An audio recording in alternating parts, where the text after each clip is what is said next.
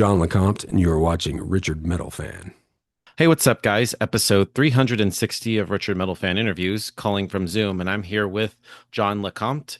He is a guitarist, played with so many great bands. We played with Evanescence, it's Mind Rage, We Are the Fallen, Machina, probably too many bands to name. So, how are you doing today, John? I'm doing pretty good, man. Just got up a little bit ago, went in and checked on my kids, make sure they weren't dead from all the Halloween candy and stuff. Yeah. Yeah, but it's great to be able to have you here. So, kind of the format of the show is I want to talk about like your musical history and sort of do a rundown of your discography, but take me back to young John. So, growing up in Arkansas, what were the first bands that got you into metal and what made you want to start playing guitar? Well, man, that's a good one. It's a long time ago. As you know, I'm 52 years old, as you probably know. I'm an old Yeah. man. I was born in 1973, so the 80s was like that was my heyday. Um, when I started out, yeah, I was a music lover from a child. Like my parents had like a huge box of like 45 records. My mom, she loved music. And me and my brother would just like divvy in and out of that, just listen to whatever. There's all kinds of stuff in there, from Pat Benatar, ZZ Top to whatever. And I was always just a huge lover of music. And as I progressed in my age, I started listening to like Pet Shop Boys and stuff like that. I was a break dancer for a while. I That'd be actually hard to had a imagine. yeah, I had a breakdancing team, man. It was me and these two other cats. We had a nice little routine, you know. Um, I was just finding myself, but let's see. This is the beginning of the interview, so I'm getting my head together here. All Um, good, all good. as I started to get older, I started to get a little bit more rebellious. You know, I was a really like sweet kid, they say. I started to get a little bit more rebellious. My parents were often busy like working and trying to make things happen for us, so we were left to our own devices. So I ended up being more the rebellious type. So I got started getting into stuff like, of course, I found Motley Crue. That was one of the first things I ever found that I loved, and I didn't even know it was Motley Crue. It was one of my dad had a restaurant, and one of his waitresses had a tape that was dubbed, but it didn't have any information on it. It was Shout the Devil. And I was like, this is like the most amazing thing I've ever heard in my life, you know? So I listened to that all the time. And I really was interested in like playing guitar. So I'd ask my dad, hey man, buy me, I pointed at the instrument on TV, you know, like I want this when I was watching like videos and stuff. So he bought me a bass. Because I didn't know it, but he had been a bass player in his life. So of course he bought me a bass. And I had that for since I was like, I think he got it when I was 8. And I had it for a couple years, and I think it was too big. I didn't have any kind of instruction on it, and it's like it wasn't what I wanted. So I was like, man, I'll just set this in the closet. I think I was 12. My dad finally got me a guitar. It was a PVT 60 and a Fender Champ amplifier. Neither which of those are made up for rock and roll. I wish I still had the guitar, but not for like metal or rock or whatever. Um, so at that time, I was listening to like, you know, all the typical like 80s stuff before it got glammy. I wasn't interested in glam at all. Anything that was like dark, I was just drawn to it. So, cut to the future a little bit. The most inspirational music probably to me was around my 16 to 19 age, which I was listening to like tons of Slayer was my favorite band in the world. Crowbar was my favorite band in the world. Crowbar especially. Yeah. Still when I write music today, like when I write guitar parts today, still I there's the Crowbar little They're bends and heavy, stuff. man. Like Yeah, like dude. Kirk brings like the heaviest. Yeah, dude, he's amazing. And every record was amazing. You know, it's like, and they had that one, it's Obedience Through Suffering, I think was the name of the record. And Yeah. that was pre. There was one that I had gotten into. Obedience Through Suffering was one that I had to go back to, but Phil Anselmo actually produced one, and I guess it was a self-titled Crowbar, and it had like All I Had I Gave on it and stuff like that. Man, I was fascinated by that stuff. But I was listening to Chuck Schuldner's Death, um, Deicide, like Sepultura, one of my all-time favorite, you know, it really helped me, like, because it shapes like my vocals, how I ended up singing, was much modeled after Max Cavalera. Yeah, he's the best. Yeah, dude, he's so cool. Yeah. I just saw a thing. It was a headline the other day. I forget what it was that him and I forget who it said was with them, but they had buried the master tapes for either Roots or the first Sepultura record. They buried him on some sort of like burial grounds, same sacred burial grounds as a ritual. Oh, The master really? tapes. Yeah. I'm So like, that's nobody can fucking. get a hold of him. I either that or just for the spiritual aspect of it. I have no clue, man. I mean, Yeah, who knows? But kind of going into it, like your first band, I believe, or one of, if not one of your first bands was Mind Rage. I'm curious about that. Like I'm digging deep. Like nobody ever talks about this stuff. Stuff like uh, how did you get to form that band? Because it formed in '97. yeah. Well, up until Mind Rage, I had done a couple things, but nothing was like ever. My problem was whenever I was growing up is I never was the kid that was like, we're gonna make it and we're gonna do it or whatever. I just played guitar. I like playing guitar. I like playing music with my friends, but we all were very sidetracked by, well, we got to find some weed first, or we got to, it was always that. So every time it was like band practice time or something, it was all like, all right, well, we're gonna go find some weed and then we'll be back and we'll practice. And then by the end of the day, you get the weed and they're like, oh, we got in a fight with the dealers, and I'm like, dude, I want to play music, man. You know, I That's mean, crazy. there is a long story that I won't go into. It's silly, but it Yeah. was always that way, and I always felt like I didn't feel like I was more dedicated, but I just was. I wanted to play music. I've always viewed myself as more of a not. I've never been a virtuoso. I even knew back then. I know what my limitations are, but I just like to do it, and I did it all the time. I did it a lot. So I had a band which was we were very much like drug users and stuff, but we would get like methed up and we would like play just write these songs. We had three songs that we played all the time. We didn't have a vocalist, and that band was called Butchered at Birth, and Yeah. and it was fucking retarded. But Yeah, the it's cat named it was some Cannibal of the Corpse. most Nothing wrong with that. well, I didn't even know it was Cannibal Corpse, man. We just came up with that. Yeah. I mean, I have it since then, but back then it was. I mean, even like painted it on the back of my leather jacket and I wore it to school. I had like a huge inverted cross that was busting through like a bloody skull. And so that kept all the Yeah, other that's kids fucking who would metal, bully me man. away from me. Yeah, that's when the bullying stopped. I mean, there was Yeah. verbal bullying, like there goes that Satanist. I'm like, yeah, but I wasn't though. You know.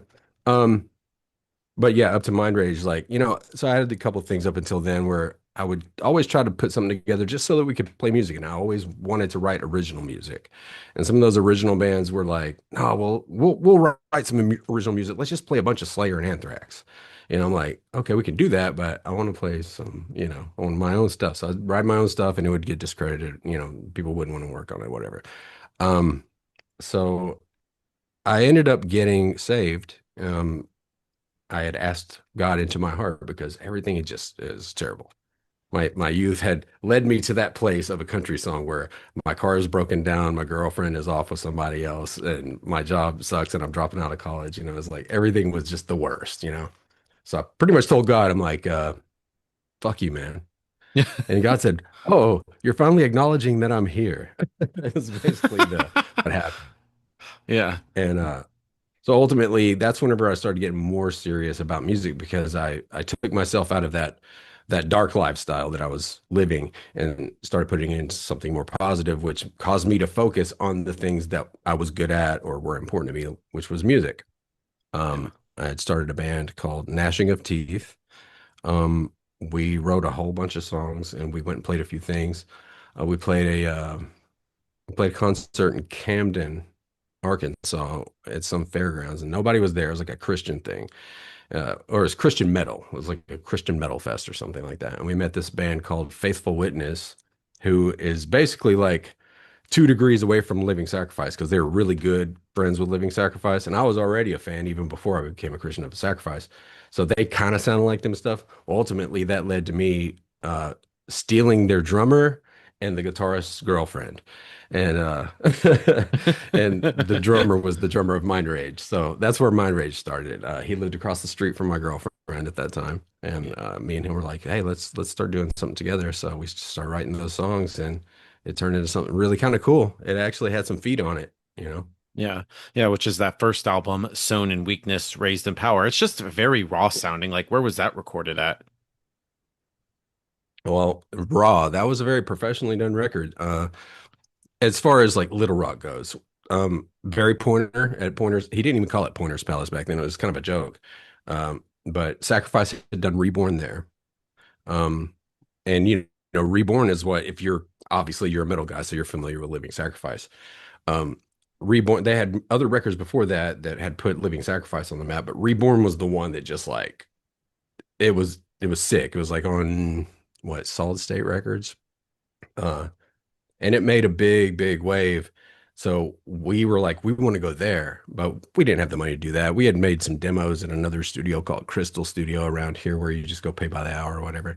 And those were fun, cool demos, but the recording situation wasn't professional. It was like you just set up and you play, and that's that. So whatever flaws and mistakes you make are recorded in, forever. Um, so we ended up we played so many shows, we made so many networking contacts and stuff. We had done a tour with POD before pre-Atlantic Records. Um Wow. it was them and what was the other band? NIV, I think was the other band. It was like a hardcore band. And it was a little short tour that we did with them after we had won this, or we got second place at this contest in Bartlesville, Oklahoma. And the dude who ran that contest ended up being like POD's manager. So we had all those contacts, and then POD said, "Well, okay, we'll take Mind Rage on tour with us." And we went for, it was like 3 days, it was no big deal. But that was the connections that really mattered, because at that point we didn't have money to record anything big or do anything big, but we became friends with them. We wanted to do something. So Noah Bernardo Jr., the drummer of POD, his dad, Noah Bernardo Sr., owned Rescue Records, which is what put the POD records out. He said he would pay for it. Fuck yeah, dude. It was like 5 grand, 5 grand Wow. back then, dude. We were like, shit, that's a lot of money, dude. So we went to Barry's spot and we did it there. And it's in the heart of Little Rock, is off of 630 downtown, close to downtown. But it's just his house. It was in his garage. He's recorded a lot of records there. He was a local known person, uh, as far as like recording, but we were all really green, and Yeah. that's where that record was done. Yeah. Yeah. Yeah, and then you sort of like when the album first came out, you just sort of like played around like Little Rock and Arkansas and stuff. No, we played all over, man. We toured constantly. I mean, we all had jobs and stuff. It wasn't like back then the mentality within the band was because I was like a fervent Christian, and so was my drummer. And of course we got a bass player, Nick Williams. He ended up playing bass with us. Um, we were very ministry oriented, you know. It was We knew the money would come if we just do what we're supposed to do. So when Mind Rage would go play wherever, we'd get called to play. We got called to play like a lot of like churchy type stuff, skate parks and these Christian things, but we also played some of the places where like, I Hate God and all those like hardcore like Crowbar type bands would play. We played like the devil's fucking, his den. And we would go in there, and our show was typically either one of us or all of us would take a moment to come out to the microphone and do like a little ministry. It was a ministry. So that's what that ended up being. So we played, I mean, we played all over the US. Yeah, of course, mostly in Midwest and stuff. We didn't go up the East Coast a whole hell of a lot. We played out Death Valley in like California. So yeah, we were very like we played all the time. But Vino's, man, we played Vino's like in Little Rock. We played Little Rock a lot, and it got to the point where I was super surprised, man, because Living Sacrifice and other bands like that, they could pack out like Vino's, the local spot, which is a very staple. Um, we would pack it out like almost every time, unless we were like opening for like Neurosis or something. People wouldn't come see us then because it cost so much to go see us. But Neurosis fans would be there, which I love Neurosis too. Yeah. Uh, They're yeah, catchy. so we were kind of a thing, even though we weren't the best band in the world by any means. Yeah. Like my drummer couldn't play to a click, and his all he would do like the same fill a lot, and he would just like hurry up and get there, and I would always have to like catch time. Uh, we weren't as polished as you would have thought, but it was good though. Once we got dialed in, like I knew all his quirks, where he would speed up, where he would slow down, so you couldn't really tell that it was doing all that. We were tight as fuck, man, by the end of it. Yeah. And then going into 2001, you did like the split with Mind Rage with Nailed Promise. So did you ever did shows with that band at the time? Like how did you decide to like do a split? Well, the reason we didn't choose to do that, that was because that first record was such a very sonically sound record. And let me back up a little bit. That same studio, Barry Pointer, Pointer's Palace, that ended up being after Reborn, and we were one of the first ones to come in after Sacrifice doing it. That ended up being like for Tooth and Nail and Solid State, that was the go-to studio for all of these other bands like Zayo and Demon Hunter and all these bands, all the Solid State would send Yeah. everybody there. They basically made a contract with Barry Pointer that we're sending all our people to you. And he did for like 10 years, he did a multitude of records from that spot. But then of course, after that, you know, the Noah Bernardo thing, the Rescue Records, ultimately, um, for some reason he paid the first deposit, like half of it, and then the second half, he kept fudging on the money. So we're already making the record, but Barry's like, "Hey man, where's my money?" And I was like, "Man, I don't know." So we reached out to some other labels, and we actually our label, our that first record was put out. It wasn't on Rescue Records. It was on what was the name of that fucking label? It was Yeah, Was Marty it Bush. was Marty it Bush Pluto with Records? Pluto Records. Yeah, no. That was the split. That was Pluto. That was It was a Eric Bulletproof Music. Bulletproof. That was it. Yeah, because Bulletproof had some other bands on. It was another big Christian label. And because Noah wasn't putting up the rest of the funds for whatever reason, he didn't have any problem with us. It's just he was having some issues. I don't know. And so we were like, well, we got to get somebody to pay for the second half of this. So we ended up putting that out on Bulletproof Records. Well, that's two major labels of like Christian stuff that we had dealt with, and we put those records out. We never made a dime on it, man. It was like it's criminal. It's criminal what these Christian labels do. Um, so after that, we were just basically independent, and we were like, well, we need to make another record because we're still touring, we're still writing new songs. We got a new drummer who was amazing, and the songs were cool as hell. So let's go do that again. And we recorded this body of music with this local guy named Randy, and it was just it's sonically terrible record. The songs are sick. I actually have thought about redoing them now since I produce and do stuff like that. Just the time, I don't have the time, but Pluto was Eric Shirey, I think, was the dude who ran Pluto, and he had made contact with my drummer, and he was like, "Well, instead of doing like a full EP or a full record, let's do a split because there's these two bands. No Promise was one of them, and we'll stick you on the same thing." I was like, "Yeah, fuck yeah, let's do that." That's how that ended up happening, and we put out that sonically not great record. Yeah. Yeah. Then you toured for a little bit, and then 2002, Mind Rage broke up. So how hard was it to end the band at the time? It, I mean, it's really a story of like it's a lesson that people learn. I hope everybody learns. It's like the end of a relationship, just like a end of a relationship with a girl or whoever your mate is. Sometimes things just play themselves out, and you can try to dance it around like a zombie and carry it on, or you can just go, okay, well, I guess that's that. Yeah. It was kind of difficult, and I remember that moment that it happened. My drummer at the time, he was very talented. He's actually doing some really cool stuff in Vegas right now. Um, Super good singer. He actually has written a song that was on that show, The Ranch, that was on, I guess, a Netflix series or something like that.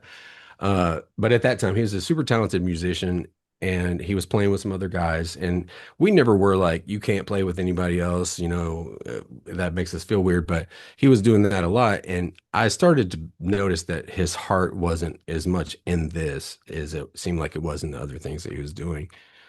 So I just asked him. And right when I asked him, I learned something before I even heard the answer, which was he's got to answer this question. And I asked him, I was like, do you really want to be in this band anymore? And right before I knew what he was going to say, he was like, man, I really don't. And that was kind of it. We didn't want to like, oh, let's go find another drummer and keep this going, stuff. I mean, it had gone strong for a while, but it was like, it didn't feel like a betrayal, but it hurt. It was like, well, that sucks, but we're still friends and all that stuff. It wasn't like, oh, well, fuck you then. So he went on his way, and we did try to do. We wanted to fulfill a couple shows that we still had already said that we were going to do. So within that time, like a next couple months, whatever it was, we incorporated another drummer really quickly, and we played a show, and it was a fucking disaster, man. Holy It shit. was, yeah, it was like me looking back, going, "Yep, I should have just listened to myself and let that go." Yeah. Yeah. Yeah. But then it was around 2002 you actually like, did some session work with This Is My Blood with Soul Embraced, which I love this album. Like in my opinion, it's a very underrated band. Like was that around the time when you first met Rocky? Like how did you met him?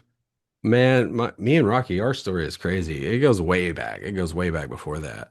I was from Hot Springs, and I don't know, where are you from? Where are you at right now? I live like northwest of Atlanta, Georgia. I've actually been to Okay. Arkansas before. You ever been to like Helena, West Helena, Arkansas?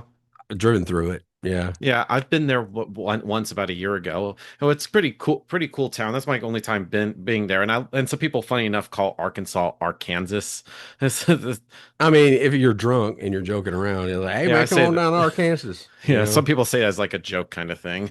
Yeah. Well, people treat Arkansas like it's a joke still to this day, even though so much talent and has come out of here and continues to. It's amazing. I mean, Yeah, I could go into all sorts of anecdotes of people who have either been connected to or directly influenced the world with their music, from here. But I get it. I mean, we sound like this and we talk, it's like whatever, dude. I can go down here down yeah, the road and I yeah. can I can introduce you to five people that sound just like this right Yeah, here. and I saying that like that my work or it's funny enough because I'm from the South, but I don't even have an accent. I mean, I do say y'all occasionally. I have some words I have that bit of a Southern drawl, but I'm pretty much like my mom is from Ohio, my dad is from Maryland, so I don't really have the kind of like that Southern thing. But I was Yeah. raised in the Well, South, you if that say makes you say sense. Ohio, but actually my wife and I we kind of joke about Ohio because I work with a client friend who I've worked with for like 20 years, and he's from Columbus, but we actually had a guitar player who was from Lima. And I think Lima is way more hick than we are here. Like as far as like crime, crystal meth, anything that you would think would be like in like Memphis or Little Rock or whatever. It's like no, Lima, Ohio has the fucking they got the crown for that shit. Uh, but I digress. I forget what was the question. It was Like something I was about like asking about how'd you end up playing guitar on oh this yeah, and sort of it like was how'd you meet Rocky. Rocky? Okay, yeah, yeah. So the Hot Springs Little Rock thing, Rocky was from, I guess he was living in like Jacksonville, Cabot, something like that when he was young. And he kind of has a similar story to mine where he was a corrupt teen, and he did a lot of, extracurricular activities. And he ultimately ended up getting saved. But I had a cousin who lived in Little Rock who also was a guitar player. And he actually plays for a band. You might have heard them since you like metal called Wake. It's R Wake was the actual I've heard spelling. the name. One of the heaviest things you've ever heard in your life, if ever. But back then, this was my cousin. He's 2 years younger than me, Chris Graves. So I would come visit him and hang out with him. And I was from Hot Springs. There's like nothing to go on there for young people. But I'd come up here and he had this whole little network of people that his band at the time, and they played some gay ass music that they fucking wrote, man. They wanted to be like Skid Row so bad, dude. They wanted to be like anything that was on the radio that was kind of glam and kind of rock. It was really, really like, oh man, that's fruity, dude. And I was Mr. Slayer with my leather coat, and stuff. And I was the only one who was like a drug dude or whatever. So I'd come in and I would come hang out with him for the weekend or whatever. And they had this spot where they had like all of his friends would show up and they were still very popular, even though their music was like super fruity. They were good at it. It was just like, come on, man. Rocky, that's where I first met him. He was a guitar player and he was really quiet, man. We didn't really like interact or talk back then. That was like, fucking, man, that was a long time ago. It had been like 88, 89, uh, right around, Yeah, it had to be around there because I think I was still in school and stuff. So that was the first time I ever met him. And then fast forward a little bit, I had known about him because he was in a band called Curious George. And we used to come from Hot Springs to go to Vino's all the time to watch whatever bands were playing. That's how I knew about Sacrifice, and Sacrifice was awesome. We used to say, I don't care if they're Christian, they're awesome. And I remember one time we were going in there into Vino's, and there was this, I've told this story a million times. There's this terribly made flyer that said Curious George, and all it was like I mean, it looked like a kid drew it. And it was like a banana with a meat cleaver going through it. And it's like Curious George playing such and such. I was like, well, I gotta see this. So we'd go see them, and Rocky was the drummer of that band. And I was like, I remember that guy. So we started kind of talking a little bit, but we never really like, because we lived so far away from each other, we were just kind of in the same circle, you know. Um, we had a few happenstance, things where we would come together and stuff, and ultimately, back then I hadn't, that was pre like Gnashing of Teeth, the band that I mentioned before.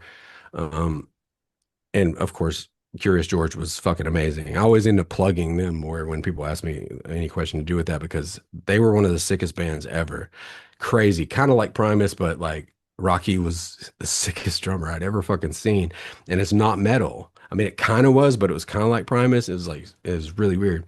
They ended up being called Six Shine after a while because they got a little bit of notoriety, and Tony Bon Jovi, John Bon Jovi's brother, actually wanted to find them. He founded them, and he took them out to New York and did a record. But you have to change the name because Curious George is a trademark thing.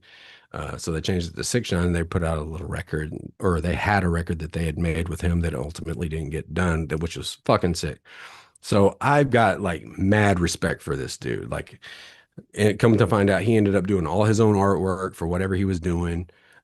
He was a sick drummer. He was a Dimebag Darrell Good guitar player. Like Rocky is just the embodiment of every fucking talent that I ever wanted to do in my life. And so I'd asked him to draw like a logo for my band Gnashing of Teeth, and I drove all the way from Hot Springs to Cabot to get it. And it was, it looked like he took 5 seconds to do it. It looked good, but it was like, all right, man, come on. But we had this, I don't know, is this weird like maelstrom of bumping into each other for many years, you know? So around the Evanescence time, he was a fan of my band Mind Rage. I was a fan of whatever he was doing. I can't remember if he was playing with Living Sacrifice by them or not, but he had done like what was the name of all his bands? He had Soul Embraced. Um, oh shit, he had a couple other metal bands. Anyways, uh very much the same network or whatever. So when we started playing, oh yeah, Ben with Evanescence, Ben Moody, he was a fan of both of our bands, and there was a connection between that because once he wanted to do stuff like he started recording stuff, he would call people to his house and be like, and this was Ben young. He was young. He would be like, "Come to my house and I want you to put a guitar solo on something because I love your band. You know how much I'm a fan. You see me in a mosh pit, whatever. Come put a guitar solo on this, or help me write this, or whatever." So Rocky had done a song with them, and then he had called me to come do a song with them, and Rocky ended up having some stuff on that. It was, yeah, I don't even think it was on Origin. It was some other stuff that was released pre that. Um, so Ben Moody kind of like ended up bringing me and Rocky more together than ever, you know, Yeah. even though that we had a very similar story, in basically what he was a fan of. So playing with Soul Embrace, this just because we were around each other, he asked me. I didn't record anything on that record. Uh, Yeah. which record is that? Yeah, this is my blood. I know you were credited as like additional guitar. Oh, well, maybe I was. I would have to. When did that come out? 2002. Okay, maybe I did. I did. I fucking forgot about that. I know of one Soul Embrace thing that I did that was very much I do remember, but it wasn't that. Yeah. I figure you're probably going to ask about it. Immune? Were you going to ask about the record Immune? Man, and I think so. I was mostly focusing on, so I thought this was like the only thing you did because I know it was I around that time you did Kill System with Rocky. Can you tell me Yeah. about that? Okay, well, yeah, that's the stuff I ended up doing on Immune is because of Kill System. Yeah, we had been kind of brought closer together because of the Ben Moody thing, and I had been already playing. Let's see, I think I started playing with Ben and Amy maybe late '99, early 2001. Just playing concerts and stuff like that. But yeah, we were kind of in the mix on that deal. But Kill System ended up being something. Yeah, we lived kind of close together, and Rocky's like, well, "Let's do a project because you're not doing Mind Rage anymore, and let's try to do something different." And I'd always sang like the Max Cavalera style, and I always had a guitar. I've never been the guy that's like, "Let me hold a microphone and go work the audience." I'm not that dude. But this ended up being something where it's like, well, you sing and I'll just bring music and we'll see what happens. We recorded all of that stuff on my terrible PC with our terrible skills, with me singing in my closet that I, stapled a bunch of like stuff into the wall. I'd be sweating my ass off in there. So we did that record, but it was a great time. Like Rocky would literally he would show up with, I can't remember if it was Abe or Madison, I think it was Madison, his babies. He would show up with them in the little fucking like the baby carriage, like sitting right next to the computer while he's like recording while I'm doing vocals and stuff. Yeah, so we did that record, which those songs are cool. They ended up being cool, and a lot of people liked them, but they just sonically terrible. Again, it's like Rocky did. He's a drummer, but everything was like a drum machine. He used a drum machine to program the drums, and then he would record the guitars and stuff. That was a good time for us. But that inspiration that we had from that, he was still had his contracts to do records for Soul Embraced. So when he wrote Immune, he was doing something where he's pulling in some like guest singers or whatever. So he's like, well, I should pull you in since we're doing a project together. We can kind of like promote that. So they gave me a song like Seems Like, or it wasn't called anything. It was ended up being called Seems Like Forever. And I was at that time I was very influenced by Jonathan Davis's work on the soundtrack for The Queen of the Damned. Very The underrated actual, soundtrack. oh yeah, And and a very and it underrated was movie too. Like I know Jonathan Davis actually made a little appearance in that movie. He was like a ticket scalper. yeah, and what a lot of people don't know is like the songs on the movie are Jonathan Davis's vocals, but because of his contractual obligations, or whatever, he couldn't sing on the stuff that he was writing. So that's why he pulled in like Chester Bennington and David Drayman and all these different singers, which I like all the ones with Manson and Drayman and Bennington on them. But the stuff with Jonathan's voice, I mean, it's a lot more important to me when it comes from the artist that wrote it. And Jonathan Davis is just, he really can show his emotions like crazy. So I was super, super into that. Rocky had given me the music. He's like, yeah, just write something to this. So I wrote that and they were just blown away. So we went back to Pointer's. That's where they were recording it at Pointer's place. And I did that song. That's one of to me, I'm proudest of all the things I've done in the past. That's one of the highest, like that song seems like forever because lyrically, it's awesome. I was recorded awesome. My demo had some flashier stuff that I really liked, but that Barry ended up mixing kind of low in the mix. But ultimately, still, it's cool as fuck. It's one of my favorite things. Yeah. But then kind of going into 2003, you actually the hook joined up with Evanescence like you and Rocky did. Then and you already had New Ben, so how'd you get to know like Amy, me and be I a part was of the album? I was already joined up. Like I said, I started playing with them late '99 or early 2001. They had asked me they needed the thing was they would open for our band sometimes, they would have other shows of them sometimes, but Ben was he was a savant at writing music and putting it on his computer and learning how to use all this technology that everyone was going to eventually in the years coming would learn to use. He was one of the first, he was the pioneer, man. And he was young. It was like, God, this dude is fucking smart. He asked me if I would be a guitar player so they could go play this contest in Nashville at Mars Guitars. Like it was a Guitar Center type place. They asked me to play guitar with them. I was like, fuck yeah, I'll do that because I'm not doing my band anymore. It wouldn't even have mattered. I still would have wanted to do it because I really liked their music and I was excited about what these young people were doing. So from that point on, it was like that went pretty well. We didn't win, but it felt good. So Ben was like, yeah, you're the guy. I'm like, cool. So I continued to be with them and we played, a handful of shows from then on. Every time there was like, band practice, it was all of us together.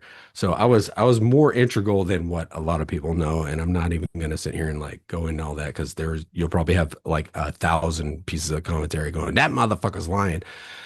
No, I can bring all of the receipts, but I don't have to. Yeah. So ultimately we needed the drummer. We needed a drummer because it's like, okay, this whole thing's going on. It looks like the whole bit with Pete Matthews and the development of the band and stuff. We need to put the band together. And there was another drummer that had always played with Ben when we did that. His name was Matt Outlaw. And Matt just ultimately I don't know why he didn't ultimately do it, but maybe because Ben just really wanted Rocky. I don't know. So he ended up pulling Rocky in. So that brought us mine and Rocky's relationship even closer because we're doing that together now. Yeah. Uh, yeah. Yeah, but tell me about like this album, Fallen. I like this album, but I know you weren't even a part of this album, but you were part of like the whole like music videos and the touring cycle for that. So do you remember like the first time you heard this album? You're so funny. Yeah, I didn't record the record, right? But you say I wasn't a part of that record, but I mean, I'm credited with Yeah. the song "Taking Over Me" because I Yeah. wrote that. Oh, really? Um, I didn't pay attention to that. yeah, and I'm just gonna go ahead and put it right here, and you can just, you can say whatever you want to say about it if you want to have people come against you or not. "Bring Me to Life" wouldn't exist if it wasn't for a song that I had written Yeah. called Forever Me, Forever Gone, which I didn't write. I wrote another song. It's called C Sharp. It was my own song, and Ben was at my house. He's like, "Can we use that?" That song turned into Bring Me to Life. I didn't Yeah. get credit for that at all. Yeah. Yeah, I love So, that song. I know yeah. people make a joke about it. It somehow became a little bit of a meme because of how angsty it was, but I like it. I remember even hearing it in the movie Daredevil, that Marvel movie Yeah. with Ben Affleck. I thought it was a great movie. Well, with pop culture, when things can become a joke, it's because they're popular. You know what I Yeah. mean? Like I still to this day, I have the platinum records and the Grammys and all that stuff all around me. And there's a lot of people that come in here who weren't even alive at that moment to Yeah. record stuff. And they go, "I know this." You know what I mean? It's like you weren't even alive at the time and you know this, you know? Yeah. I mean, I was only like 9 when this album came out. Now, it was like one of my favorite Exactly. albums when You I was know, a kid. And of course, working with Paul, doing Bring Me to Life with Paul McCoy from 12 Stones. I thought that was a great song. I know there's like the one live video of you doing it live with them where you're on the Jay Leno show. Like, tell me about that performance. I thought that was a there's great. one, Yeah, yeah, I there's know. there are Yeah. hundreds. Yeah. Yeah. Every But country in the world just about like, yeah, because the reason why Paul did it is because Wind Up, they had yeah. 12 Stones was one of the bands that they had on their roster, and they were constantly trying to like once we started having success, like some of the like bands like Seether and 12 Stones and Die Trying and Finger 11, all these other bands had been on there already, and they were doing okay, but they weren't like going crazy.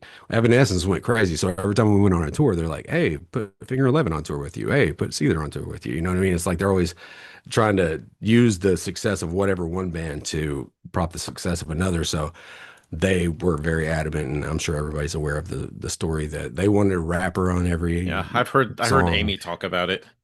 Yeah. And which is all true. And and Ben, I remember, man, I remember when he came home and he was like, "Fuck it, I'm just gonna go build houses. I'm not gonna falter to this." And I was like, "Man, listen, you're never gonna get an opportunity." Rocky and I both, I remember talking to him, we were like, "You're never gonna get an opportunity like this again." It's like you don't have to do the thing on like every song, but you concede one song and just make the label happy on the second record. If you're popular and it does well, which we all feel like it was going to do, like you can do whatever you want on that second record. So, you got to have a little bit of compromise. And we actually talked him off the ledge a little bit. I ain't saying that we're responsible for him coming off the ledge, but ultimately, when you have a response or an opportunity like that, you don't just like piss it away because somebody's asking you to do something you don't want to do. It's like you still have ultimate creative control. Now, if it had been a rapper on every song, that would have been fucking stupid. Yeah. It would have ruined the whole thing. But anybody who's heard that song knows that if you didn't have that, it wouldn't be as catchy. I mean, that's just simple. So they brought in Paul, and Paul was in the video. That was in Romania when we did the video. And Paul, he did his part, and I'm catching Amy. I'm the hero. I'm pulling her up from the fucking ledge and all this shit. And I was the blurry guy back with the other blurry guys in the back, Yeah. like dancing around back there, doing our thing. That was a magnificent time for me, man. That was like 5 days after I resigned from my job as a milkman. So Oh, I wow. had never really done anything or been anywhere in my life. And 5 days later, we're in Romania, a place, I mean, like a stone's throw away from Dracula's castle, making this video. Like, this is surreal beyond explanation. Yeah. Yeah, and I especially love how recently I saw like you did on IG, you sort of like saying like Paul's parts, and you also did it live too. So tell me about like that, because I wish there was like a version where they was bringing to life with your vocals on it. Yeah. Well, I don't need it to be my vocals. I'm happy. I love Paul. Paul was a good dude, man. We Yeah, actually toured with them. They put us on tour with them all the yeah, time. And he was one of my favorite people. yeah, Uh, as far as like me recording, the only reason why I recorded that and put that out on Instagram here recently, I've never been a clout chaser. I know if a clout chaser would probably say that, but dude, it's been I left the band in '07. And I've never tried to perpetuate my career off of what I've done before. And like, hey, I did this and I'm this guy. I don't do that. If you knew me, you would fucking know. A lot of Yeah. people don't even know. I didn't even fucking mention it. Um, but a friend of mine, client friend, somebody who I'm doing a project with, he has a young nephew who is a huge fan. And this dude has done so much for me. And he said, man, it'd be really cool if you like his birthday's coming up, if you would just like, say something to him or sing something to him or whatever. And I was like, okay. And it was late in the studio and I was in here, I had my microphone on and stuff. I was like, you know what? I'm gonna do something special for him. So I took that, I took the Bliss mix of the Evanescence thing, or actually I didn't even take the Bliss mix. I actually separated it with AI and did it so I could put that vocal and video myself doing it to give to him just to say. And I even said on my message, like, don't show this to anybody because when people see me doing this, especially now in my life, anytime after I was in the band, if I do something like this, people are immediately, oh, look at you, can't let it go. Like, dude, it's so let go, you have no fucking clue. Um, I was doing that for a friend, for a kid, and when it was done, I edited the video, which I'm not a huge a video editor and doing all this kind of shit. So when it was done, I was like, man, that looks pretty cool. And it's been so far long. You know what? I think I will put a little clip on Instagram. And still, there's still hate after all of this time. Like, I can't believe you would do that. Like, I was Yeah, it's so very much dumb. involved. I was very much involved in something that was a huge, obviously, it's important to you and important enough to you to be upset about. How do we not matter? How do I not matter? How does Rocky not matter? How does Will Boyd not matter? You know what I'm saying? How does Ben Moody not matter? You're fucking kidding me. You have to be fucking kidding me. Like, I didn't have nothing to do with that. Trust me, I have a lot more to do with that. Yeah. It's written inside the fucking liner notes, and the stuff that I didn't get credited for can be very well proven. So, yeah, so I'll put that out. I didn't have as much shade as I thought I was going to get. There was a little bit. Most people were like, "That's really cool," because it was just like it was a cool little moment. It's like, that's something that's part of my life, and I put that little piece out. I wasn't trying to ignite anyone's emotions or anything. I was just doing something I thought was fun and cool. Yeah.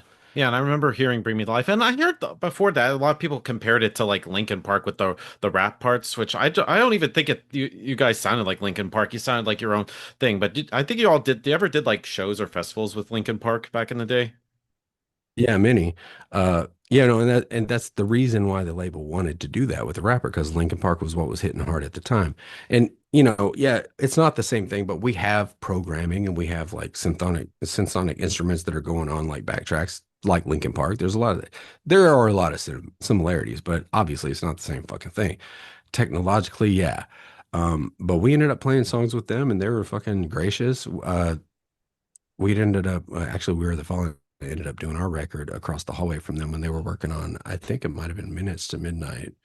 uh it's just super gracious dudes. They never had no fucking problems Yeah. with us because we were both coming up at the same time. Like our bands were blowing, they were blowing up before us. Obviously their stuff came out. I remember listening to their first single when I was driving my milk Yeah. truck One going, step holy shit, I closer. love this fucking band. Yeah, I remember. But that was only like a year before we took off to go do the video, and everything after that was kind of like history. Yeah. They're great guys, though. Yeah, Yeah, like this whole album is still great. Still one of my favorite albums as a kid, like Bring Me to it's a Life, good Going record, Under, My Immortal, even Tourniquet, which was a Soul Embrace song, which for the longest time I didn't know was a cover song. of That course. kind of surprised me. I mean, and Of even course you hearing the didn't. original, I was like, wow, this is awesome. I know. Yeah, Rocky got his fingerprint on there too. Yeah. Yeah, Yeah. yeah. Ben loved that song so much. He was like, "Oh, dude, you have to let us cover this." And Rocky's like, "Bet, do that." And it was one of the people's favorite songs. They love that track. Yeah. And then kind of going into 2004, you did record this live concert, Anywhere But Home. I loved this concert. I know it was recorded in France. So Yeah. what made you guys decide to do sort of like a live concert DVD? Man, it just, the label's like we're gonna do another record and this is gonna be it. So, we were gonna play concert anyway. So I didn't end up turning into this big thing. I don't because by then we'd played so much stuff. We had done so much and there'd been already so much. I mean, there's a very short time in that first record cycle where a lot of stuff changed really quickly. Like Ben leaving 8 months into the first tour cycle, even though he his whole life was about making this band happen. This band would not be a fucking band if it wasn't for his passion and what he wanted to do. Uh, he doesn't get the credit that he deserves by a lot of people. And by then he was out, you know what I mean? It's like, there's so much that had happened. It's like, well, I guess let's do a live record and show all Yeah. the new stuff. I don't know. Yeah. And then you sort of got to play with the Terry Balsamo. So how'd you all work? How'd you end up working with Terry? Cold had toured with Evanescence on the Nintendo Fusion tour.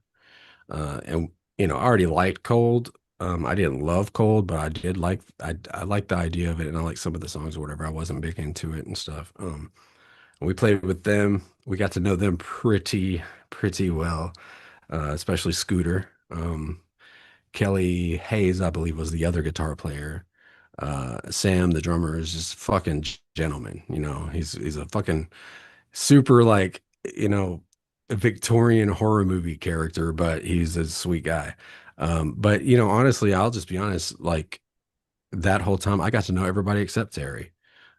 Terry was not as much of a, I don't know, he wasn't around a lot. He's very socially like kind of quiet and stuff. I mean, he's a party guy and stuff, but smoked a lot of weed and just kind of kept to himself. And he had his own thing going on. It's whatever. I didn't have any animosity towards him, but I didn't know him that much. But ultimately, when Ben left, we needed to figure something out.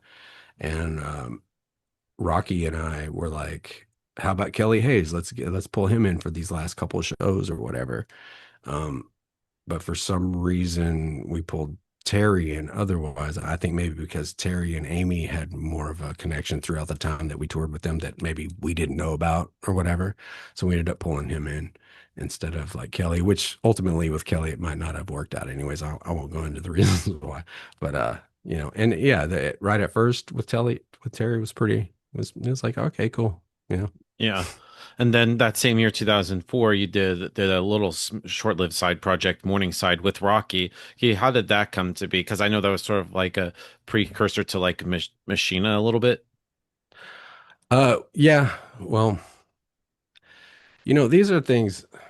These are things I don't know how honest you want me to be, man, because I can say some stuff that would like whatever you're gonna put this on is gonna Yeah. fucking break the fucking internet. I have to be careful. Yeah.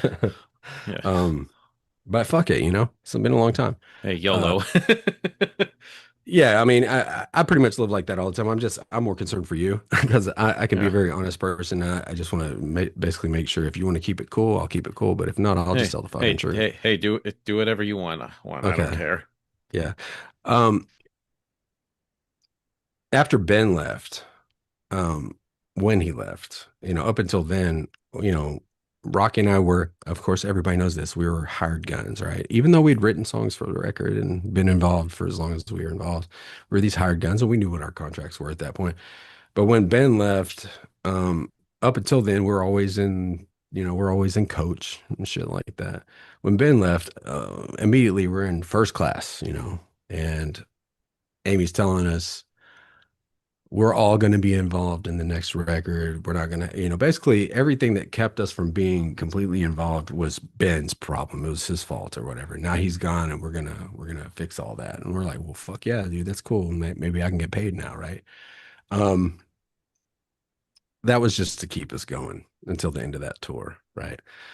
So we get off of that tour and we still had a stipend that we got like weekly stipend, just, we're off the clock, but you're still getting paid. You're still part of this thing. It's like until things get kicking and we got to do a new record. So we'll talk about that. So I've been writing stuff constantly, right? Rocky was writing stuff constantly.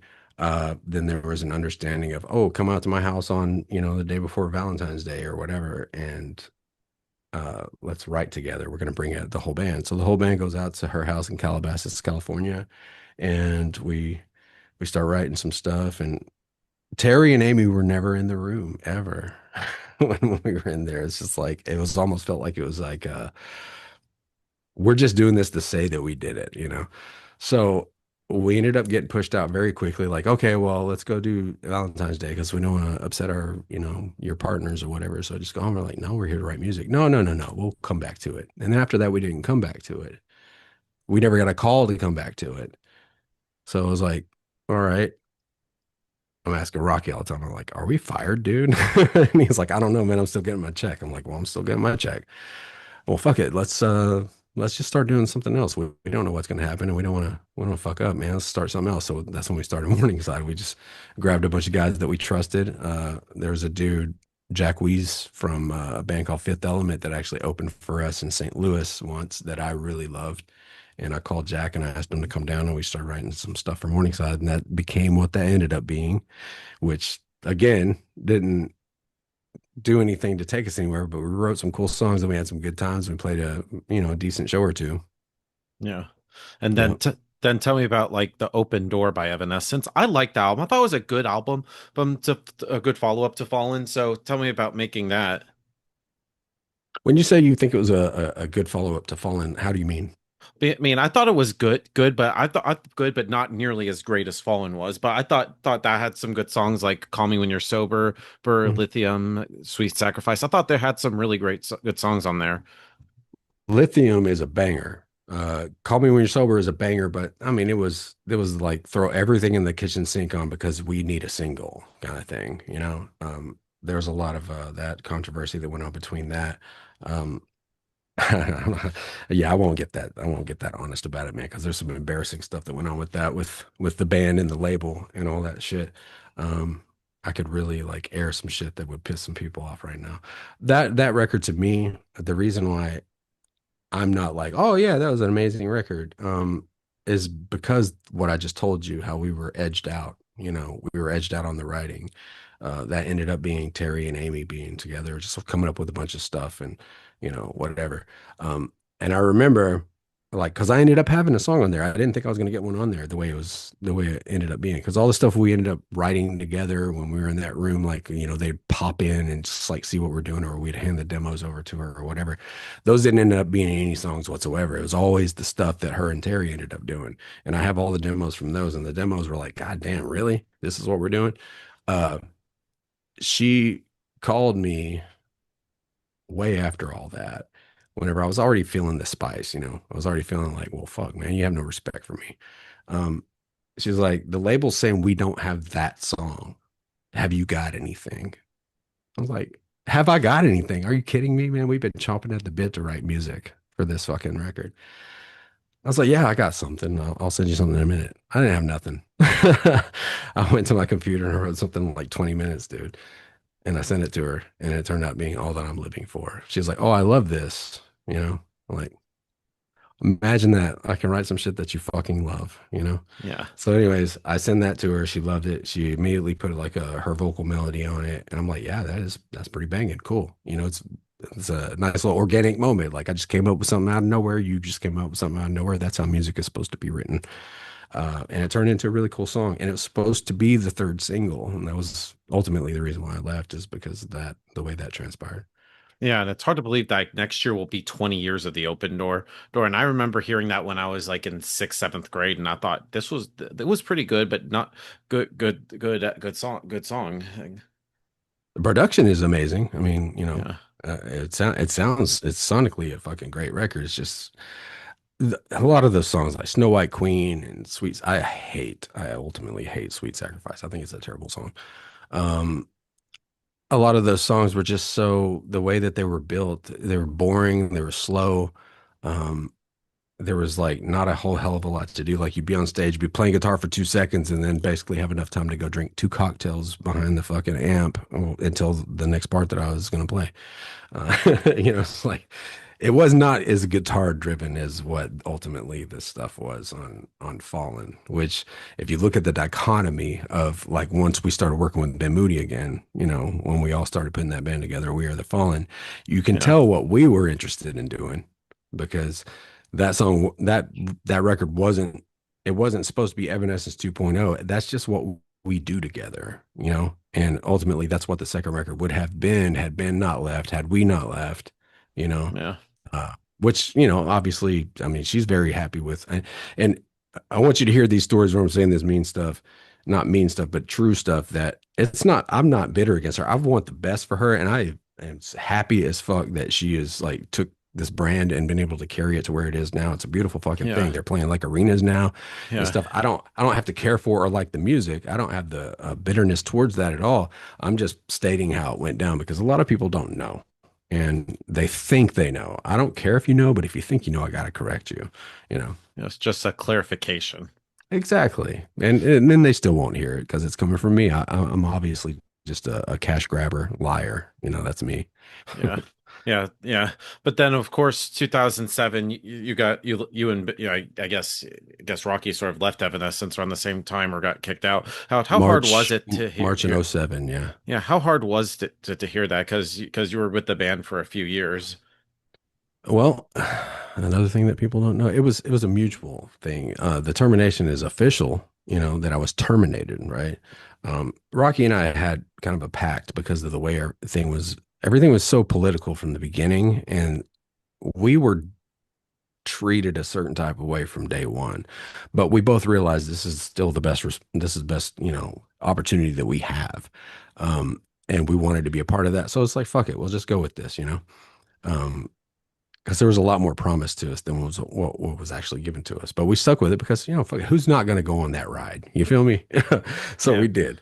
But we always had a pact from the beginning of, man, if something happens and I leave or something happens, you leave, we're both going to get out of here. You know, Rocky had decided to leave like 2 months before that. And he spent like the whole last month of tour basically telling everyone except for Amy or anybody that that's what his plan was, is to be done with it. And because he didn't want to disrupt things, so he literally had taken the guy who presses space bar for us, uh Cyrus Peters. He had taken him aside and said, "You're an amazing drummer. Let me just go over with you and teach you everything that I know so that they won't have a bump in the road." He was actually being very considerate, like trying to give a, I'm going to leave, but I'm going to leave them with the option that they could just have a guy that's already ready, you know?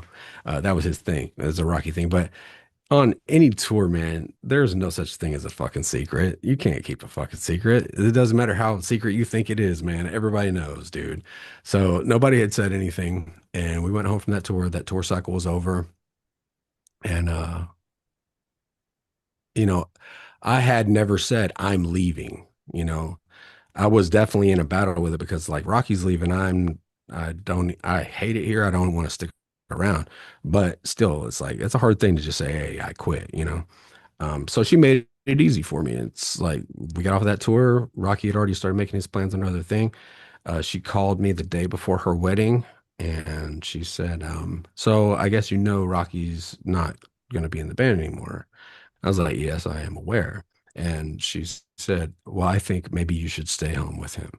That was how that happened. And I was like, okay, cool. And that was it. All right. You heard it here, folks. But then kind of going into that same year, 2007, you did the Machina EP, which I thought was a pretty good, like tell me about making that. Oh man, that was a crazy time. I think I was already working on that before I was out of the band though. Yeah, because I was already working with Phil. I was already doing Machina stuff. Because Phil and I had already been working together for, like you said, it was Morningside and then Machina. Morningside was happening and that was cool, and we were taking that, you know, pretty far. But Morningside ended up turning into something where before it was like Rocky and I, we were writing all this stuff, and we brought these other dudes in, and they're all very talented like musicians.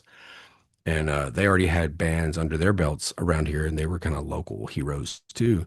Um, so of course they wanted to be creative, you know. And once they started wanting to be creative, I was cool with that, but it started turning Morningside into something that I didn't feel like it was anymore. I didn't quit it or stop it or anything like that. I was just like, I needed my own creative outlet then. And I had met Phil through actually my old drummer from Mind Rage, had met Phil, and he had Phil like stay with him, and Phil was telling him you know, hey, we're gonna continue to do Future Leaders of the World, and I need you to be the drummer because we don't have the drummer anymore. So he's playing with him, and I was like, I got to meet this dude because I love that song, you know. So I met Phil. We hit it off. Phil is a weird motherfucker, dude. He's like one of the strangest dudes on the face of the planet, but I just love him. And I basically just asked him to move in with me, and we jammed together a couple times, and like there was something cool about what he brought, which is nothing like what I bring, and then me, and then us two like bringing that together. Ultimately, of what Machina became, that's what that was, is like these two different worlds like clashing. Two different, totally different personalities. Everything about us completely fucking different. Turning into that. So yeah, that was a good time, and Yeah. we worked really hard on that. Yeah. And then going into 2010, 15 years ago, We Are the Fallen with Tear the World Down, which I thought was a great album at the time. Like tell me about making that like with you and Rocky and Ben. Yeah. Ben, how did that come to be? Well, you say a great album at the time. It's a great album now, dude. That's a good fucking record. Yeah. Yeah. That was, let me see. I mean, yeah, yeah, that was after all the Ev stuff, and we were doing Machina, and of course, with Machina, we had the record and we had the goods, but there was a lot of stuff that was against us that we didn't know about. Like Phil had been actually blackballed in the industry, and we didn't even know. Um, so that didn't really, we toured that as much as we could do. We worked very fucking hard on that. We had many showcases, met a lot of people, did a lot of cool stuff, and it just ultimately didn't turn anything. But it was whatever, you know. It's like I never felt like, well, the industry owes me because I'm this guy. Nobody owes me shit, man. Uh, And then Ben just called out of the blue, man. And Rocky and I both, he was actually doing a studio at the time at his house, and I was doing my studio, and we're constantly writing shit. I mean, I never stop writing stuff. I'll write stuff even if I have no reason to write it. And he had been doing stuff with Lindsay, whoever, I don't know, from Cradle of Filth or Lindsay something. Schoolcraft, she's a good friend of mine. Yeah, he was working on stuff with her at the time, and he had been like show, and me and him we used to go back and forth, like just showing each other, like, hey, this is what I'm working on. Check out this song that I wrote. Just constantly just doing that, not for any big reason, just to basically stay up with each other. And Ben called out of the blue, and he's like, basically, like the Blues Brothers, man, you want to put the band back together, kind of thing. And I was like, well, fuck yeah, let's do that. And that was it. It took a call from him, and me and Rocky were immediately on board. We sent a bunch of stuff his way that we'd already written. Uh, so a lot of that stuff that ended up being on the We Are the Fallen record, a ton of it was my stuff, a ton of it was Rocky's stuff, and Yeah. it ended up, being where okay, well, now we're all coming together. Now we have this stuff. Ben had his room in California that we would go kind of parse out all of that stuff and turn it into songs that everybody was associated with or whatever. Um, and getting the singer, I remember when we first did it. Of course, we didn't know who the fucking singer was going to be. Like we knew we wanted a female vocalist because stylistically that's what we were doing. I mean, musically that's what it would have sounded like. It just a female vocal would just be better on that stuff. And we had told this, I can't remember her name, but we told a girl that she was it. She came and tried out and stuff, and she was okay. Um, but I never really felt it, but we were all still like, when you like want something so bad, you'll justify it and be like, no, it's cool, even though it's not. We were all kind of doing that. We're kind of like, oh yeah, this will be fine. It'll be fine. It's like, no, you don't go into things that way, but we did it.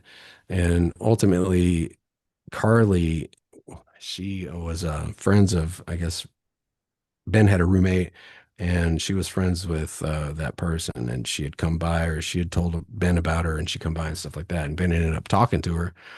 I think the girl that we had was still in the house whenever Ben had that conversation with her. And she overheard the whole conversation, basically, that Ben was like, oh no, you're it, and just destroyed this lady. Um, but anyways, so it ultimately ended up being Carly, which was the perfect choice. Carly is fucking sick, man. Her Yeah. range is like crazy. Yeah, she is great. Like We Are the Fall that album I thought was great. And hard to believe it's been 15 years I since know. Tear the World Down. Like I remember I was still in high school when that album dropped. Yeah, you say that 15 years, and the last time I had played with any of them, yeah, any except for Rocky, obviously, uh, was like 14 years ago, right? And then only here recently, Carly had this thing where we went and played with this symphony in Nashville, where they're like, it's some video game thing where the lady does stuff that she only does songs that are like on video games or whatever. And our song was on whatever video game. And she's like, well, yeah, she's already friends with Carly. So she's like, you guys want to come play Bury Me Alive on the symphony thing? Man, I haven't seen or played with Carly or Marty for 14 years. I've played with Ben since then because we were going to do a shiprock thing, and he came here and we practiced together here, me and him and Rocky. But ultimately, we didn't do that because of the pandemic. Some of us did, but I didn't go.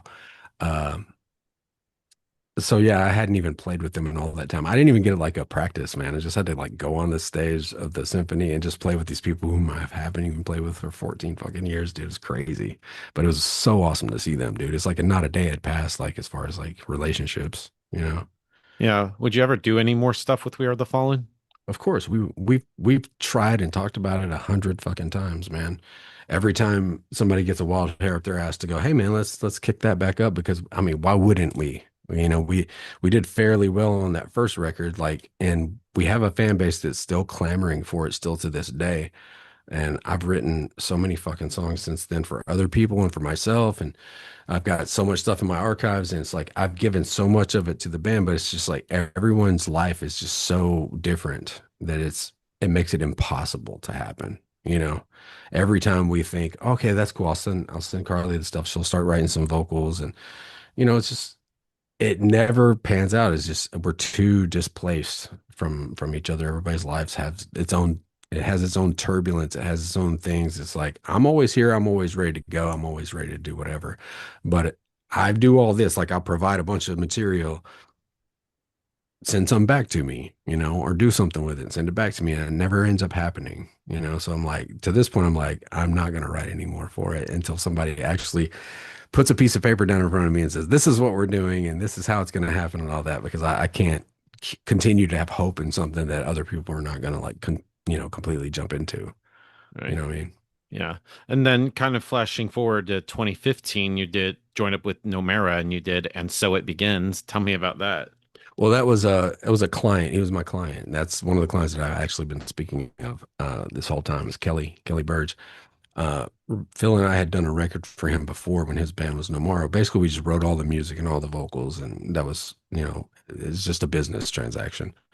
But I made a very good relationship with Kelly throughout that time. And then Phil and I, we didn't part ways, but it was just like, we're just done.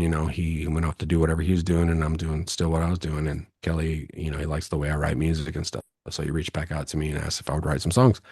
So every one of those songs, basically, he was like, "Yeah, write me some songs in this vein or that vein or whatever," and I would send them to him. He's like, "I dig those," and then he'd write some lyrics, and then I'd write lyrics, and then I'd write vocal lines, and I would fly to Ohio, where he was from, and we would go to Joe Veer's studio, and I would coach him in singing it and putting the harmonies together and correcting all the words and stuff, the lyrics. Uh, so yeah, we've had a relationship for quite a long time, and that wasn't something that I was like, this is a band that I'm doing. That's what I'm about. That in no way, shape, or form is what that was. That was more me. Just I was writing and fluidly for a client, and he was he wanted to tour with it. He wanted to tour with it, so he provided every resource that was available to make that tour happen. And we ended up opening for like Tesla and all that stuff. But never it never once was something that like this is what I do. This is what John LeCompt wants the world to see. This is what my musical vision is. That wasn't what that was, but still musically it was fucking dope. Yeah. And then I know that same year, 20, I think it was 2014, you joined up with the Melissa Martin band. Like, tell me about hooking up with that band. I didn't join up. That was a client again. Yeah.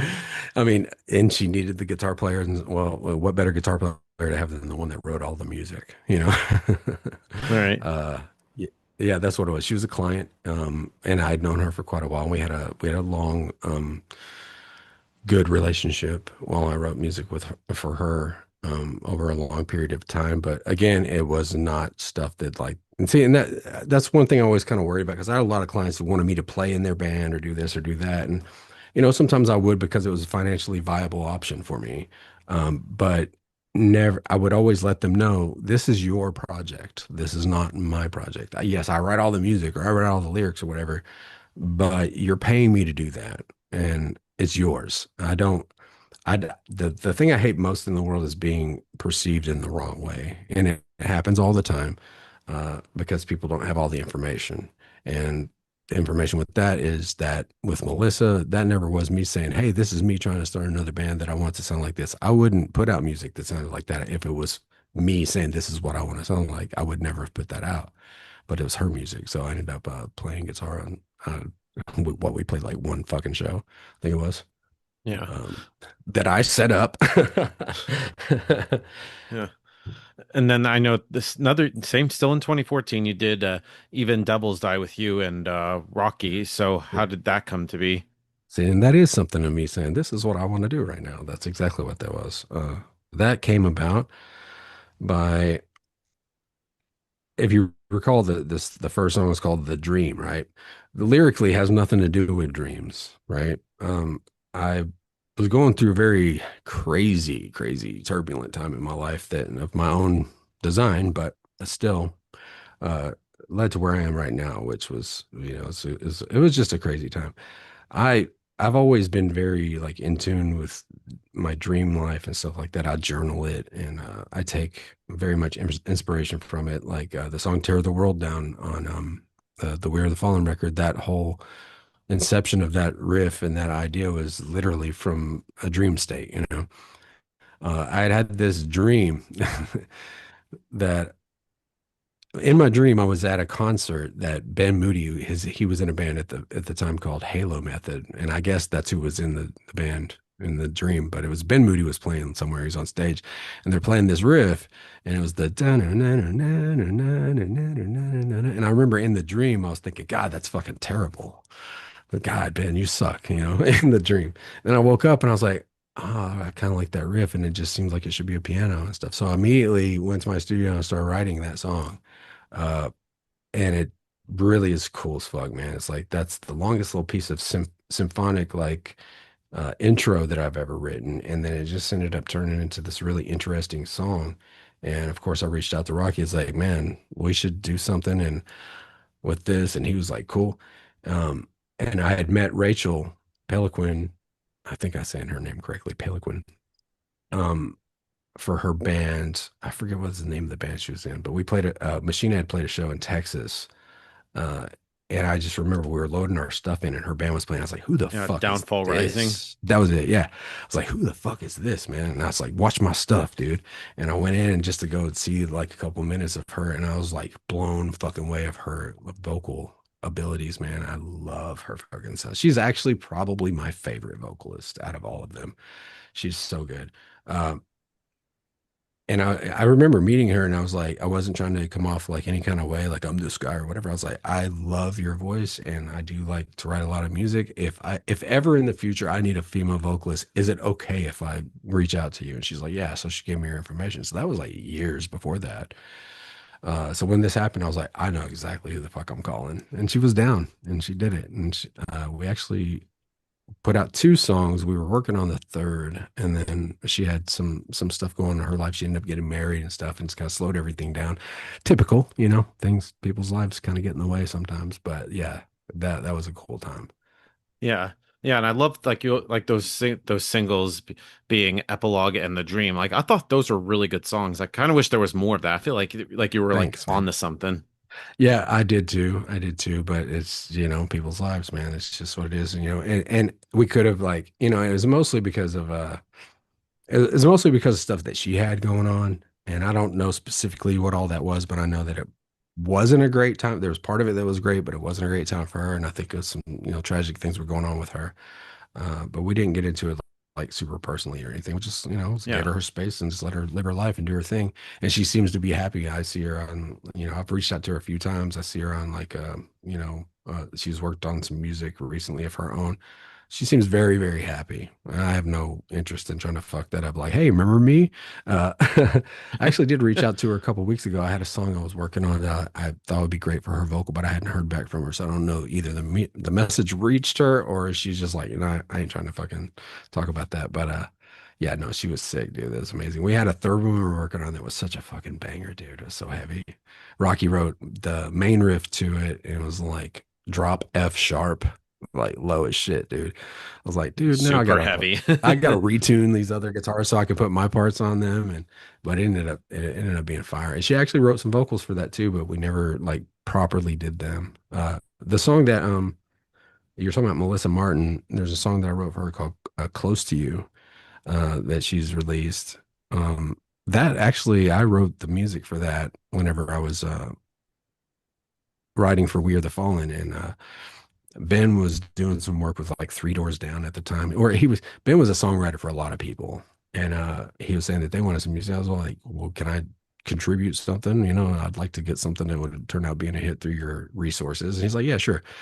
It ended up not happening, but I had written that piece. Just it was all it was just a guitar piece on a like a clean. It was is an electric guitar that wasn't even plugged in. I'd written that piece, and whenever I was working with Rachel, that was going to be an Even Devils Die song, Close to You. I sent it to her, and she sent me a voice memo back of her singing what she would sing over it, and I was like, chills, dude. I was like, God damn, this fucking girl is fucking amazing. That's all I had, and then we ended up not working together. So, whenever I was working with Melissa, I wanted to do something that was like a ballad. I really wanted to like develop that song because to me, musically, it was just so sick. Uh, and I was like, "Hey, Rachel, do you mind if I, use this for a different artist that I'm writing for, but I'll give you credit, for your part."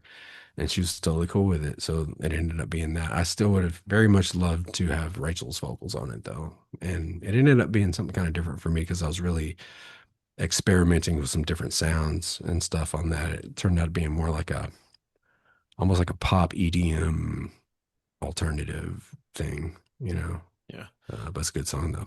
Yeah. Then kind of flash forward to 2018, you joined up with Eight Eyes and you played bass on the You Either Die album. So tell me about that because I know you Yeah. were bass was your first thing that you played. So that was kind of like full circle.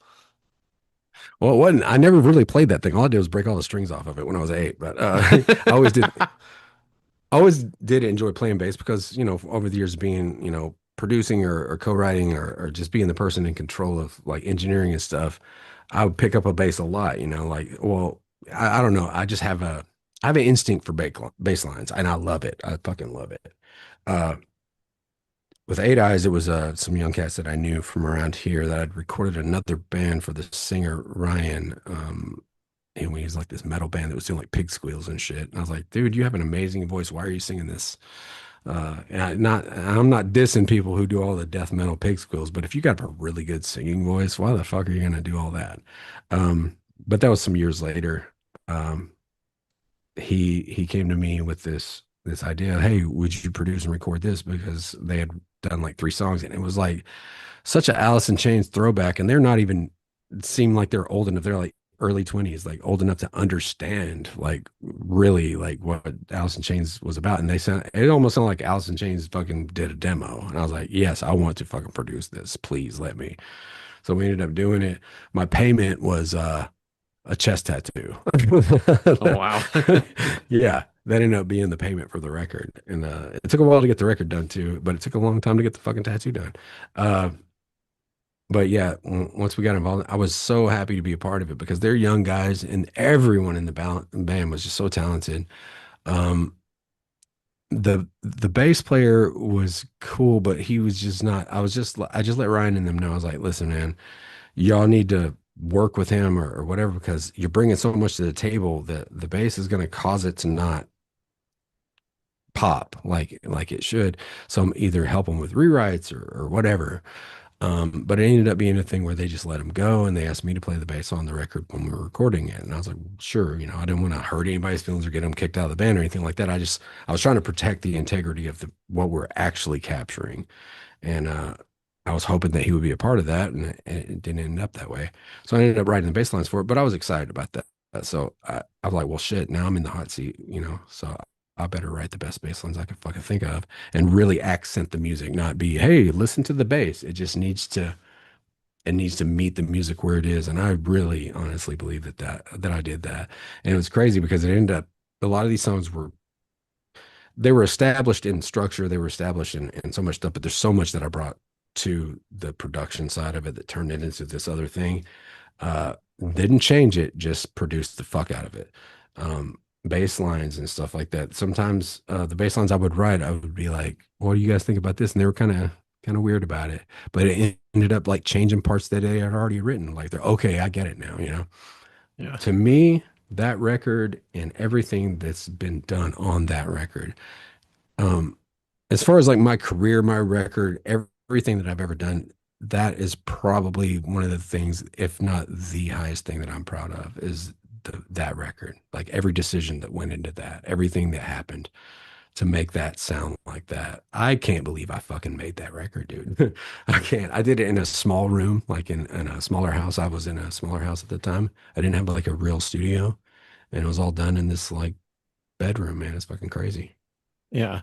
Yeah, and like also with playing bass, is there like a different like feel to playing bass versus when you usually just play guitar? Absolutely.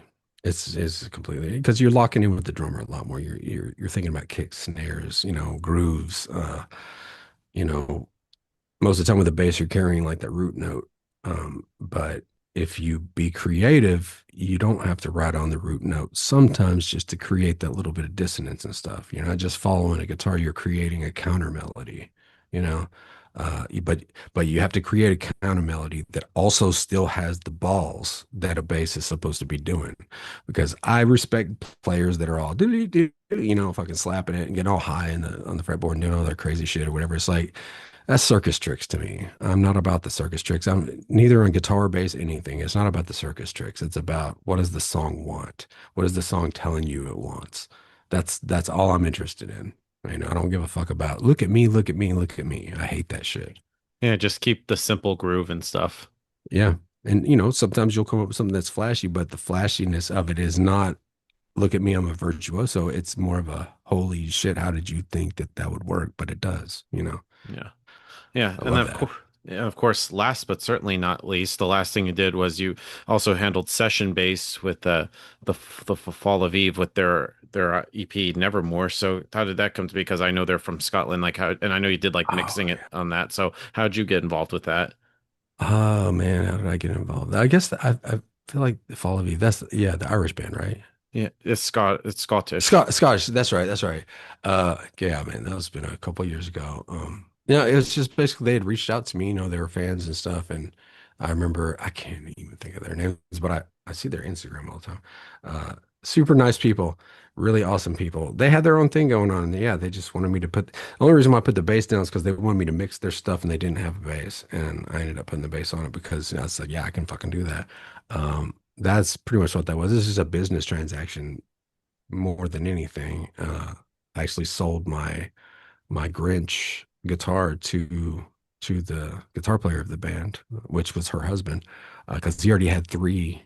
I think he already had three, and he was collecting Grinches, like ESP Grinch guitars, and he bought mine. And, and he ended up, I don't know how he got rid of it, but it ended up being on some UK website where the studio was trying to sell that guitar for like $60,000 with all of this. It used to be John LeCompt's guitar, like that brings value to it or something. I'm like, if I had known it was worth that much money, I wouldn't have sold it for fucking $3,000.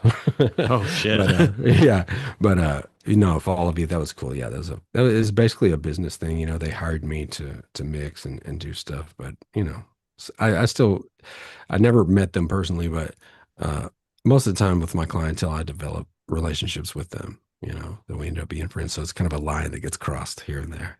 Yeah. Yeah, yeah, and totally. And I know pretty much covered everything, but what I want to also talk about is sort of like how you got into like the production and sort of like mixing and stuff. Like, where did the interest come to be like, I want to produce stuff, bands and stuff. Just because I am a songwriter, I'm a music maker, and all my life I've always tried to figure out how do I put this down. And I came from very humble beginnings. Uh, we didn't have a lot of money, and I didn't have like any kind of technological training on anything. I was terrible at school. I dropped out of college, but I'm a songwriter and song maker, man. It's like, and I know how to solve problems. I will. It's what is the necessity of is the mother of invention. I've always been more of that kind of philosophy. Um, I didn't know anything about multi-tracking when I was younger. I the first multi-tracking I ever did was on a fucking karaoke machine. I was like, dude, if I record it here and I put the tape over here and I keep doing that back and forth, I can start putting, multi-tracking. It's just like something that was inherently in me that I just need to do. And of course, started finding out a little more. We didn't have the internet back then, and it's like I started learning it a little bit more. Like, oh, I can get a multi-tracker. Oh, Ben Moody's doing this shit on a PC. I could do this on a PC. I'm gonna try that, and it doesn't sound as good as Ben's, but I'm learning and basically just any. incremental growth in technology I'm always aware of, and I'm like immediately jumping on it because I understand how important that is. Uh, and then just doing it because the Yeah. recordings I was doing earlier when I started doing anything, they sonically are terrible, but it's the best tool to help you write a song because you can write a song. Yes, you can write a song in a room with your band, but it's loud and communication is terrible because it's loud and one person wants to noodle on the guitar. And I'm not bashing that by any means, but me as a songwriter, what I've learned to do, it's a very controlled situation. I'm in control of what I'm writing. I'm in control of what I'm doing. I don't have to worry about talking over someone or anything like that. So it's just basically became second nature to me. Like if I want to write a song, I immediately know exactly what I'm going to do. I go on the computer and I start building it a certain type of way. There's no rhyme or reason to it. I don't, oh, let me put a drum track down real quick. Let me put this down real quick. I just have sounds that are in my head and I immediately go and I'll just find a sound or I'll take a guitar and put the sound down and just duplicate it and cut it and whatever. Uh, I don't know. It's like an art form, but it's almost like swimming. It's like when they say when you see somebody that looks like a fish swimming in the water, that's what I feel like whenever I'm making music. And the recording aspect of it as much as the creative aspect of it are too intertwined to separate, you know.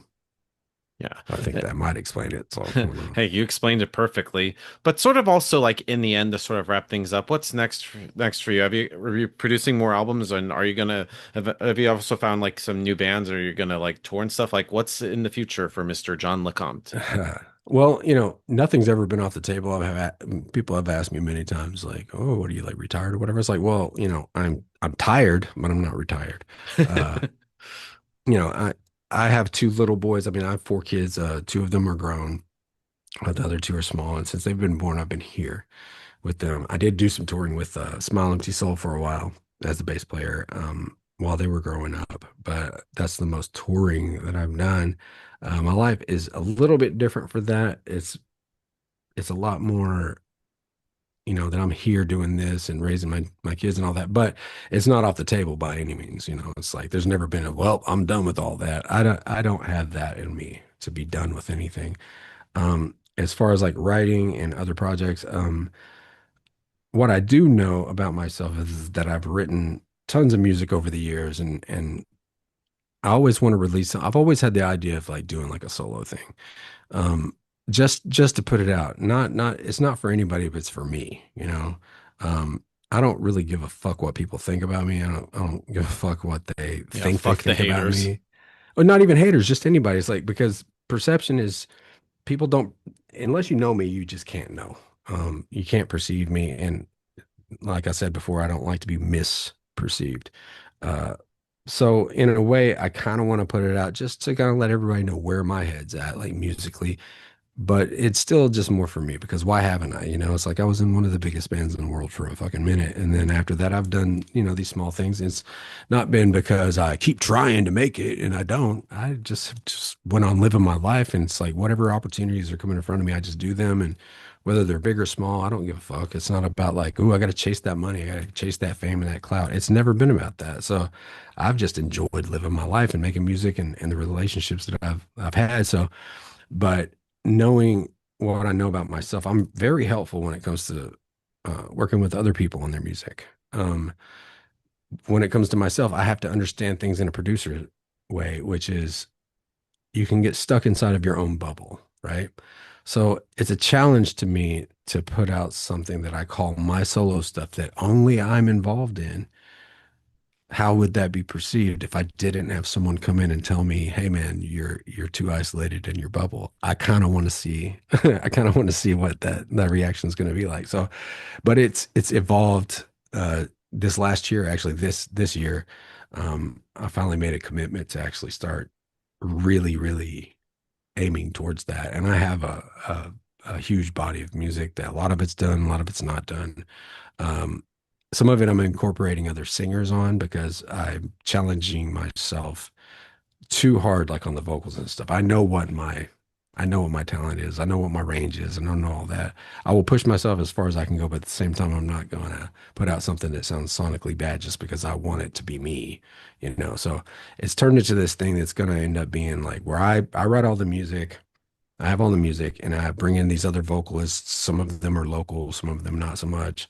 Some of them are very close to me, and have them sing my words. You know, it's my words, it's my music, um, and it's gonna be so fucking dope, dude. It's like one of the songs sounds like straight up old Johnny Cash stuff. Another song is really, really heavy. You could see a kind of a clip of it on the Instagram. It's talking about I forget what the caption is I put on it. Something about the meek. It should be why would the meek inherit the world or something like that. Um, Anyways, it's just all over the board. So uh, I think I've landed on the name for that. I was going to call it one thing, but I ended up attributing that name to another project that I'm working on. This one's going to be called my solo project, what we call True Human. It's like TRU.HU.MAN. It's like a symbiosis of how technology is right now and who we are organically and how does all that work together. And it's very spiritual, philosophical, crazy shit, um, lyrically and stuff, but it's deep. There's another project that I've been working on since before the pandemic with Kelly from NoMara, and we're calling it Intuition Kills. And we are finishing up almost a full record worth of songs. We have, oh, shit, I think there's like 9 right now.